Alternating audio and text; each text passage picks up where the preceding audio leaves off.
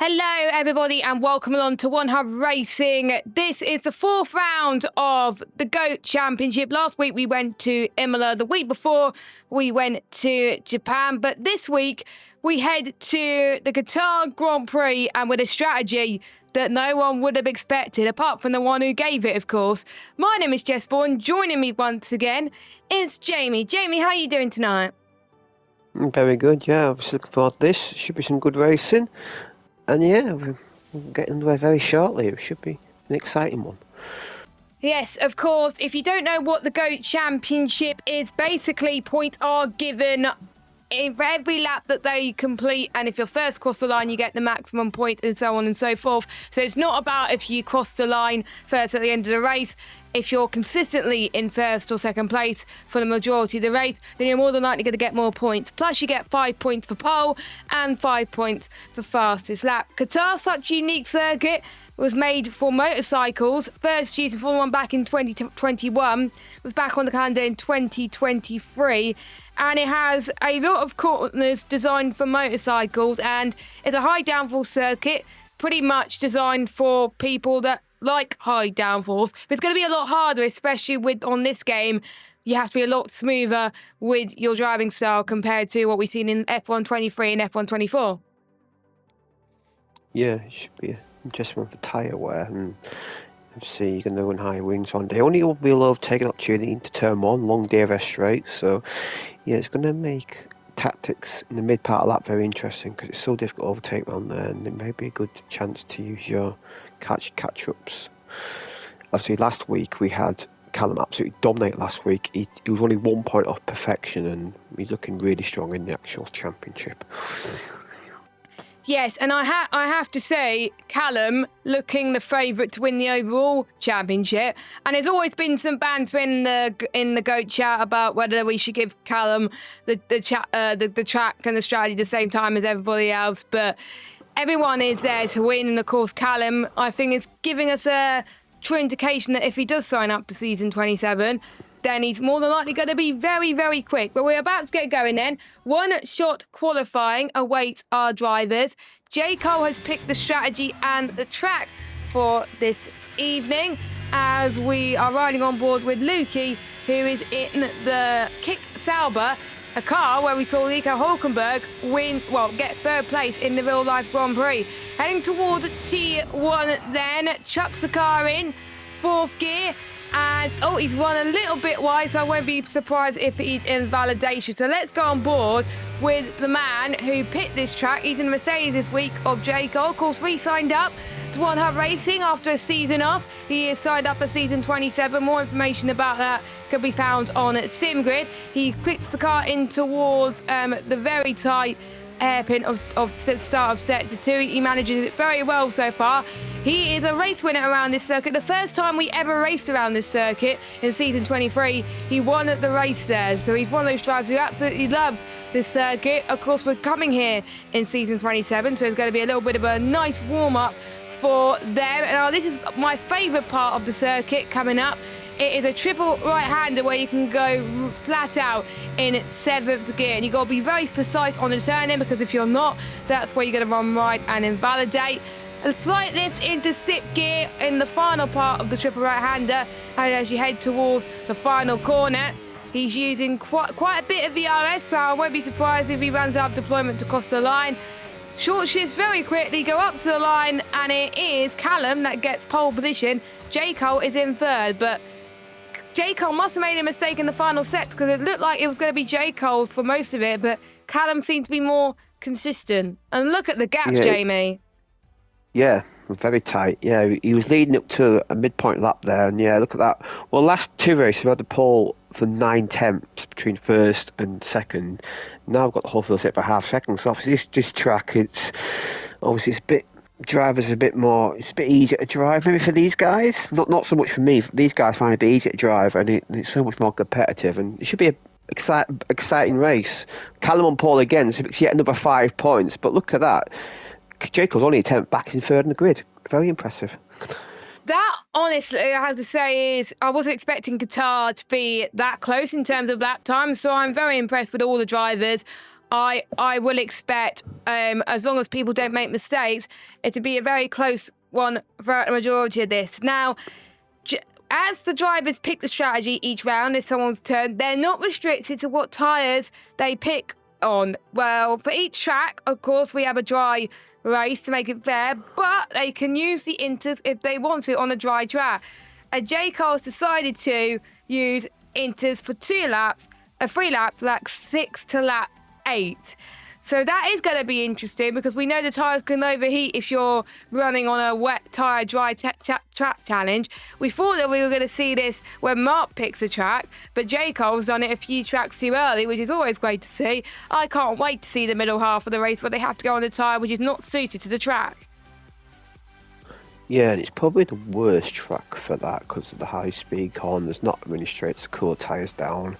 So it's probably the worst track to have the inters on in a dry condition. So yeah, it'd be very interesting.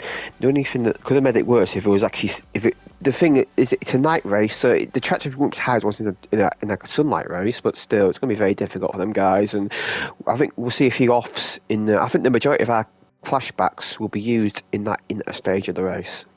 Yeah, honestly, I will not be surprised if that happens, to be honest. So take that with a pinch of salt. But I know some people will probably use it towards the end because you may not expect it to be. I think people towards the front will not want anybody to use it, to be honest, during the inter period. But it brings drivers close together. They only have one chance to do it. And we saw how last week, where it got a bit crazy towards the end. We weren't sure who was going to use their flashbacks when, and it just got very, very, very tasty, to say the least. And there were some people that didn't think was going to use it, did use it.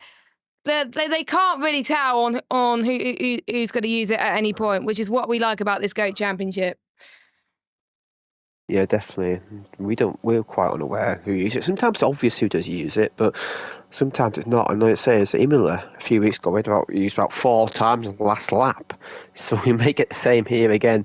Obviously, last week it was used a bit earlier because there's a few more mistakes around the track at Imola, but yeah, it can catch you off guard. And if you go to them restarts, you can gain a few places. And that's how Nick got the lead lap in Japan by having a really good restart to the catch up.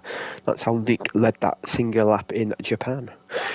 Yeah, that was how Nick done it. And of course, race 1, Nick didn't do as well. Race 2, Japan, Nick was a lot more consistent. And there were certain drivers that kind of improved as the tracks went on, as they got used to the game. And of course, there was an update that came out on Monday, which might have changed the handling just a tiny bit, but they got to be very critical in terms of the tyre life on the mediums, because I believe that's the tyre they're going to be starting on, is the mediums, and they're going to have to go on to the softs right at the end as well. Jacob, I love his strategies. He's making them work for it, isn't he? Definitely, he is for sure, and he probably needs it. We're about to get underway. No formation lap. 5 red lights. Get underway now. So we've got Callum on pole, and it is lights out, and away we go on a medium compound of tyres, and Callum gets a great getaway into turn 1. Casper side by side with J. Cole, takes second place from him. We got Nick in the Ferrari trying to go up the inside of J. Cole as well. Nick, another driver that just seems to go well around Qatar. So Nick up into 4th place. Atslot moved up a place over Rich to 5th place as well as they make their way towards the end of the first sector. It is Callum that leads, Casper in 2nd. I think Casper was the one who had the best start out of anyone because he gained quite a few places from it. Yeah, he had it. Yeah, but he couldn't quite get past Callum there as Axlock overtook Rich. That's the only position change from the start so far. And yeah, this middle sector, obviously, this new game, it's harder to follow. So I think dirt, yeah, be much more of a factor around here. And yeah, you see, it's starting to spread out a bit in the middle sector, unlike the last game. So you got to really try and keep with 1 second, if at all possible, for the DRS, which will not be online end of this lap. It'll be online end of next lap because the detection point is on lap 1. So we won't have it online next lap, but yeah, Callum in his usual position in the lead, and Casper having a pretty good first lap. But look at J. Cole. J. Cole's really competitive, and he's fancy maybe getting Casper down this straight. Yeah, of course.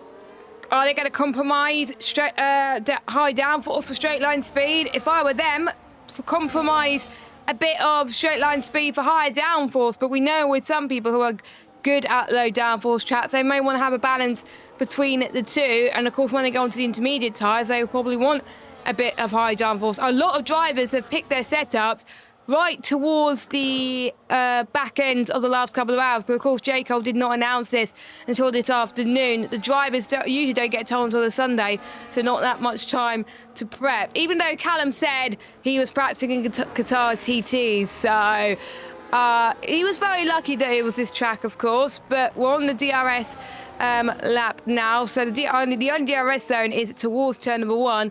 We'll see what they can do here. They're all within a train right now. No major mistakes. There's hardly many opportunities to overtake, really. If we see one driver make a mistake, I'm almost certain they're going to use their flashbacks here right now. This is a corner where we've seen quite a few people in the one-hard racing in the past get time penalties. It's through this trip into triple right-hander, so let's hope nobody can reach that. And next, out of DRS range. So when we get to the final corner, as long as he can catch up by a few tenths, which he has, then he can... He's in it still. Yep, he's in it still, which is good. Yeah, he managed to get a good final 2 corners there to get right back into it. And your position's going to be unchanged from that one, but now we might see a bit more overtaking. This DRS is very powerful down its back stretch. You dump a load of downforce, so if you're in DRS, you're going to gain a load of time there. Casper's fancying it on Callum. He's going round the outside of turn 1. Callum just about has it covered, but Casper is going to get a better run into turn 2, and he's going to take the lead. Casper is in the lead. Can Callum fight back? Yes, he's going to try it, but I think Casper's got it covered. Yeah, Casper is in the lead. Can he hang on? How long could Casper manage to get the lead of this race for? Points are accrued, of course, as long as you are in P1 at the end of the lap. So it's all well and good Casper being in the lead now, but if Callum overtakes by the end of the lap, he's not going to get the point for it. So Casper's got to defend for his life, and there's only a few more laps whilst there's on those mediums, so he's got to make the most of it. Yeah, definitely, but as you said, his middle sector's the opportunity, but he has a big slide there, and that might allow Callum back through, but I think he's just about okay. But Casper had a big slide there at the moment where he wanted to pull away in these high-speed section where you have to really pull away and use a dirty air to your advantage, and it didn't really work out from there. No, that did not, and dirty air is a big factor on this game, and I think these drivers are starting to really realise that you don't want to be too close around Qatar, and with a track that is designed for motorcycles and not Formula 1 cars, then this is probably one of the worst tracks for dirty air. In a corner, you do not want to be within a few tenths of each other, but meanwhile, we got sort of trying to go for the move. We got 3 wide in towards T1. J. Cole going to try and take the lead from both Callum and Casper, but Callum is like, no thank you, I got the pole, I want to keep on to the lead. So Casper has lost 2 places in the space of a few corners, which is not ideal. J. Cole took the lunge when he needed to, but unfortunately he didn't take the lead. Callum, though, took advantage. He saw that Casper was trying to defend from both ways, and Callum was like, yoink, that's my lead, thank you very much.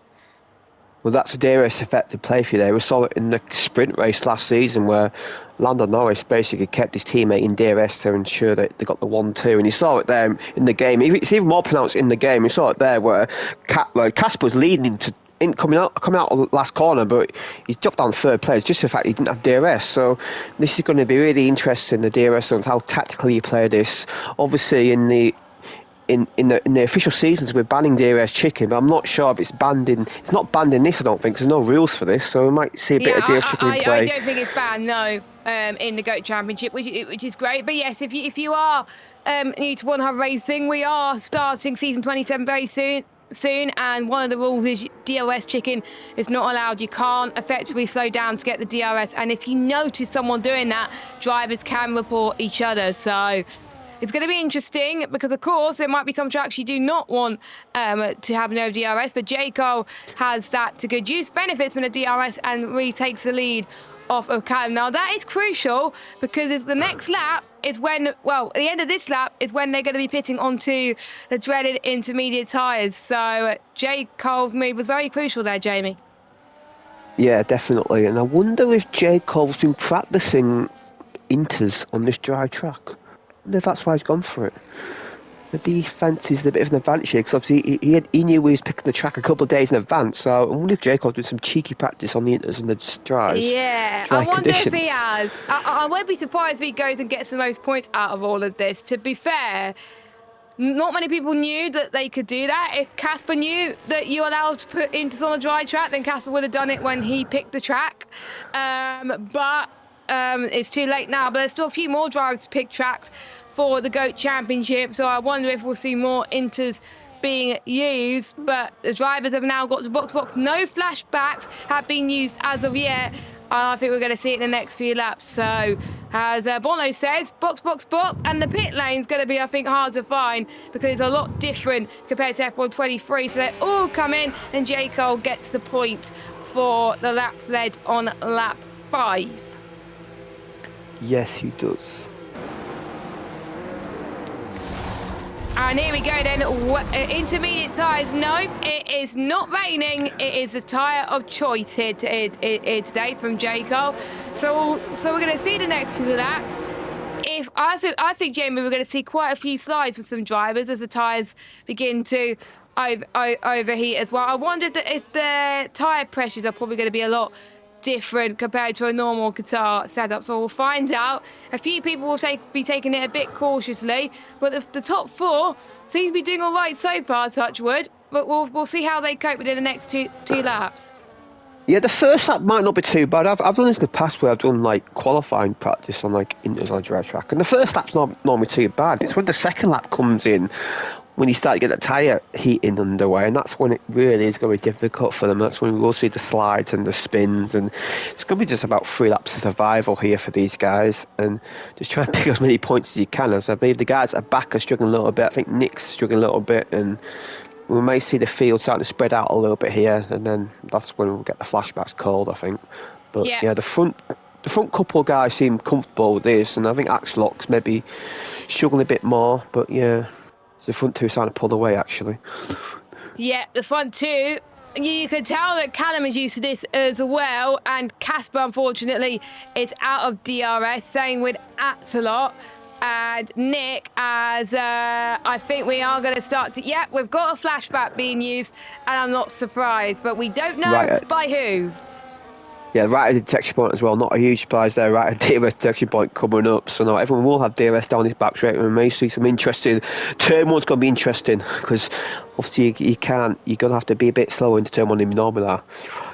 You got to be really early on the brakes, and Callum's going to have the DRS surge at slot, and you're going to see the moves being made around the outside and towards T1. Callum gets the job done, and Callum takes the lead from J. Cole in second place. We can see Lukey trying to go around the outside of Rich 500 in towards turn 3 and 4, and Lukey got a penalty for that, which I don't know why, so he must have got multiple warnings for that. Hopefully he didn't get 2 or 3 warnings in the space of 1 corner, because I saw that happen to quite a few people on this game so far. But Lukey's got the move done anyway, and his sight's set up for Nick, and you can see that J. Cole is already almost out of DRS with Callum. Callum is loving life on those Inters.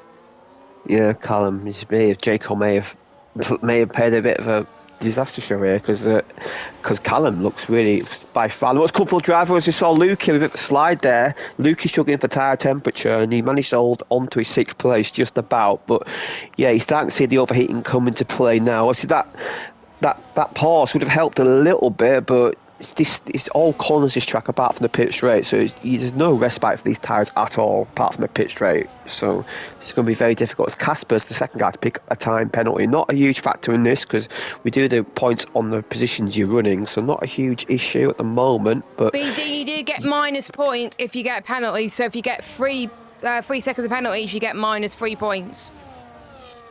Yep, so that'll take away from his result at the end of the race, so yeah. So I think this is one of the only races where we found out that people could get minus points for those penalties, but we'll have to wait and see if that would affect their overall points position.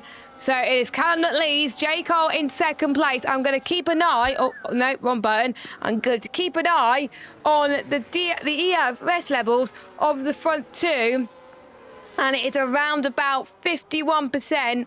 Battery for J. Cole, and is about 44 Callum. So J. Cole has got more battery to play with compared to Callum. So J. Cole's going to take huge advantage again going into DRS detection point. Casper hardly has anything to play with. Axelot has got a lot, and he's burning it, as you can see, as we head towards the triple right-hander. The perfect place to do it because it's all high speed and you go flat out, no braking. So the perfect time to use it is just before the triple right-hander. Yeah, definitely. And obviously it's the last lap on the intermediate tyres. They'll go around one more time and they'll pit next lap. So it's just about survival now. And these front four are in DRS, and I think Nick's probably the biggest struggler on these inters as they all come in now to change tyres and go onto the softs. Onto the soft tyres, which should be quite a long stint on soft tyres. Yeah, of course, J. Cole not making this challenge look easy, but it is a Go Championship. People are allowed to be as crazy as they want with the strategies, and that's what they've gone to. So everybody going on to set up the soft, and if they do pit at the wrong lap, we found out in round 1 in Austria, you will have to pit yourself, and if you don't have a flashback, it could cause a lot of bother. But luckily with all of our drivers, they have come out of the pit lane at exactly the same time. But Axelot, and pretty much from 4th downwards, lost a bit of time to the front 3. So I wonder if we're going to see a flashback being made now. Yeah. Yes, we are. Not surprised. Yeah, and I think this will help the guys that struggle on the inters catch back up again. And I think we should see a much closer race. Last week we had Callum basically just any time it was clear air, he was way quicker than everybody else. But this race has been a lot closer. There's a few challenges to Callum. So yeah, it's a bit of a close race we had last week, but Callum's still in the lead, but in terms of points accrued, but it is a lot closer. Yeah, I think there's been a lot of changes of the lead. J. Cole's got the lead, and so has Casper. So our front 3 have led the race at least once, so a maximum of 7 points being made there. Of course, we have no Cole and no Waitsy tonight, but these 7 drivers have raced in the GOAT Championship at least once, and of course they know what's going on, and the flashbacks has allowed everyone to save a bit of ERS, unless if you're Casper, who's got 35%. So he was definitely pushing once we got underway once again compared to everybody else. Axelot is having reduced harvesting, so he's got a lot of work to do, and Nick, he's got a lot of ERS too. So I think the only one that's having trouble with ERS is Casper. So he's going to try and save it as we go on to the start-finish straight. But J. Cole, he's going to try and get the lead from Callum on Arms. And J. Cole takes the lead. And I think there's going to be a lot of DRS mind games for the last few laps. You do not want to be having DRS on the final lap.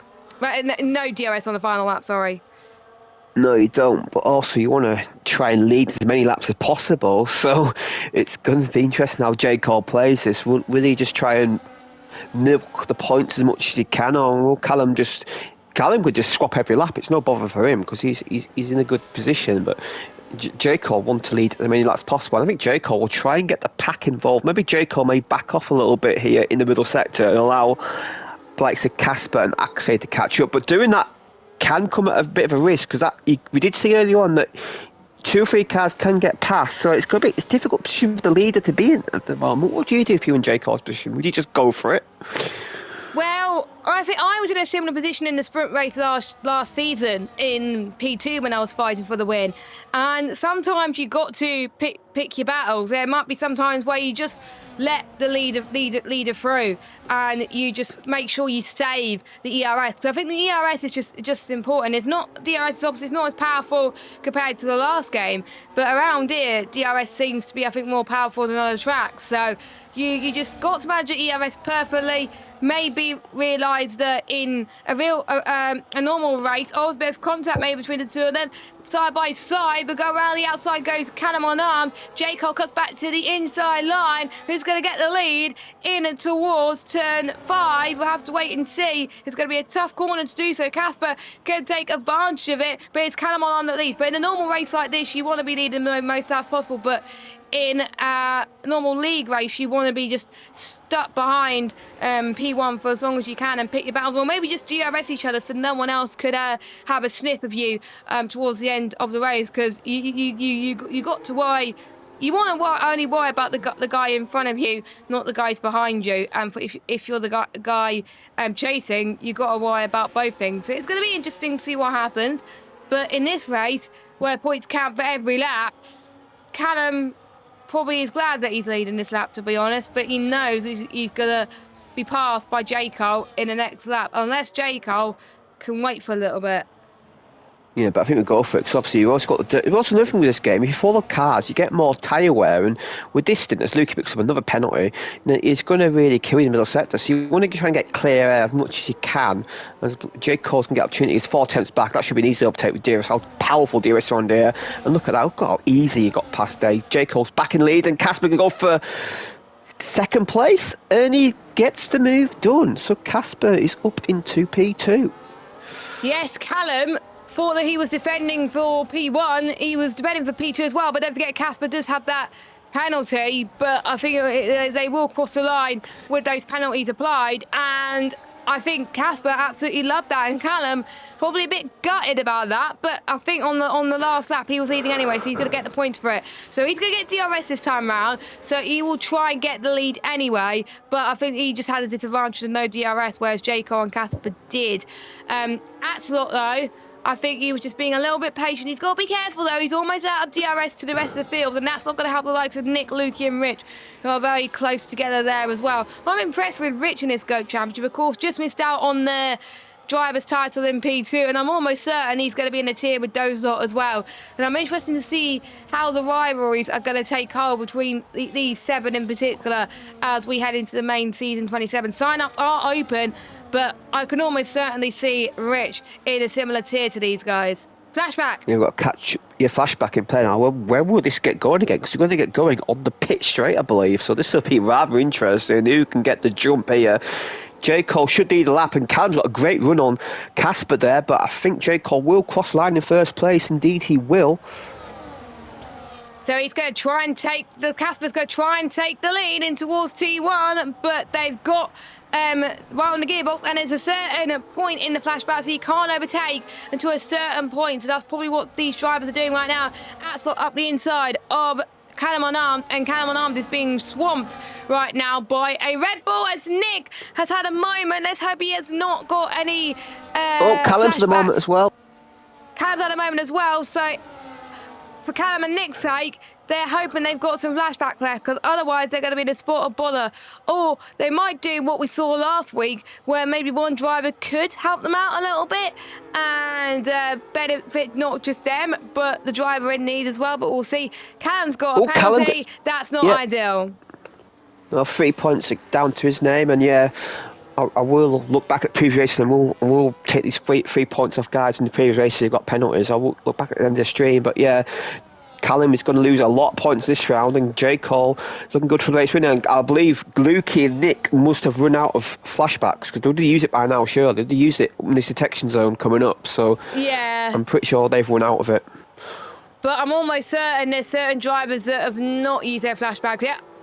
Oh, okay, they might have got a flashback left, because look at this. Or is a driver helping them out? I'll have to wait and see. But Nick and Lukey are still got to close in, and they can't overtake to a certain point. They're going to give the countdown. And here we go then for the final lap. We go racing, and we probably will see some more flashbacks being made if they haven't done so already, as Rich in a very good position, trying to get maybe even third place from Axelot. Nick's picked up a penalty. Only 2 drivers, Jamie, have got no penalties, so that is very impressive, which is probably not going to make much of a difference in terms of how many points accrue, because half the field have got penalties. But J. Cole leads from Casper, from Axelot. I am wondering if J. Cole's used his flashback then to make sure no one has a sniff of getting past on the start-finish straight. I think it was J. Cole that used that flashback. Yeah, possibly, yeah, tactical there, because J. Cole says in a great position to maybe win this round on the points, because there's only 3 points difference between J. Cole and Callum at the moment, and J. Cole is in the lead, and obviously but Callum's got a penalty and J. Cole hasn't. Yeah, I've already another one called, so flashback. So this is going to be interesting, but the problem is with this in this nature's track, you have last corner is probably the only overtaking opportunity, so we may see a desperate lunge into the last corner. I'm going to put that, a desperate lunge by somebody in the last corner.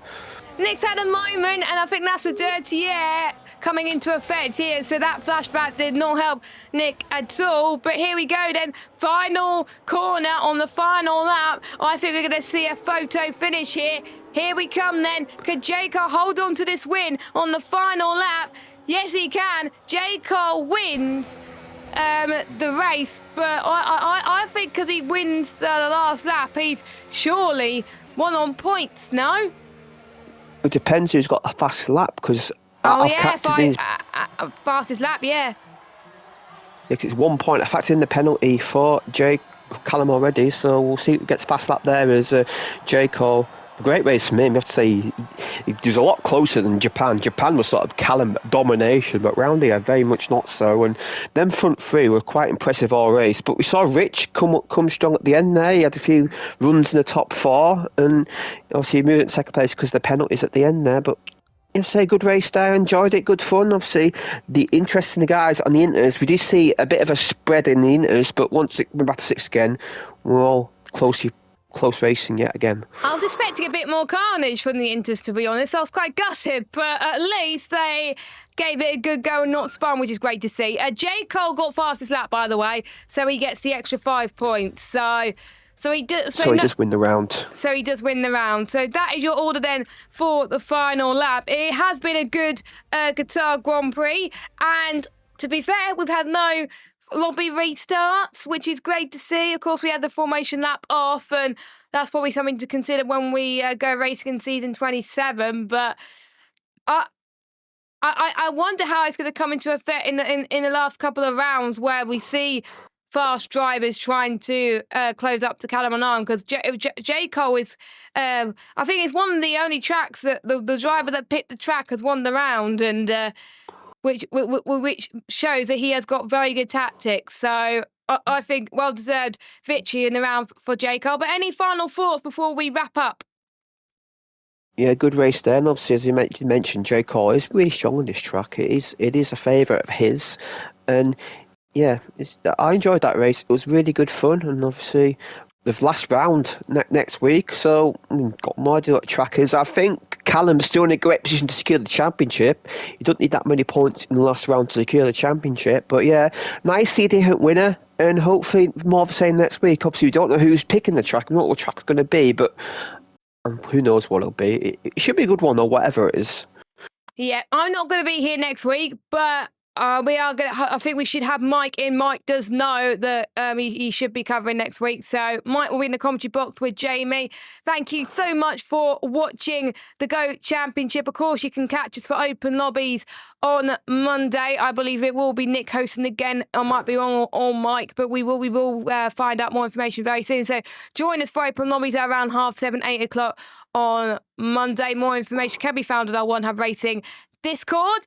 And if you want to check out our sponsors, we couldn't do it without them. A massive shout out to our sponsor, Next Level Racing. They're providing some great prizes this season. More details to be confirmed. Of course, another sponsor, Pure Sim Gear. We've got a discount with them. You could use the code OHR10P to get 10% off all Pure Sim Gear products. And the Speedster Wall will be back in place this season. Of course, we've got our newest sponsor, Sim Racing Setups, where they provide a lot of pro setups on F125. So a massive shout out to them. More information about the discount codes for them will be coming up soon, as well as what you could win throughout the season thanks to Sim Racing Setups. And then we move on to our partners. Vespertine are providing some great merch, and if you do sign up to season 27, you get a choice of quite a few bundles with them once you sign up. So you get some lovely merch with them as well. And finally, our partners at SimGrid. Without SimGrid, we'll be using spreadsheets and a Microsoft form in order to sign up, and that wouldn't be a good thing. But sign ups for season 27 still open. I think we've got like 46 people that have signed up. We want to try and get a third tier if possible, so sign up before it's too late, in particular the ones that signed up last season, because we've had quite a few new drivers that have signed up. So make sure you do so before it's too late, and qualifying week will begin on the 21st of July. I've been Jess, he's been Jamie. Have a good one, and don't forget to sign up for season 27 and join us tomorrow for some open lobbies. Take care. Bye-bye.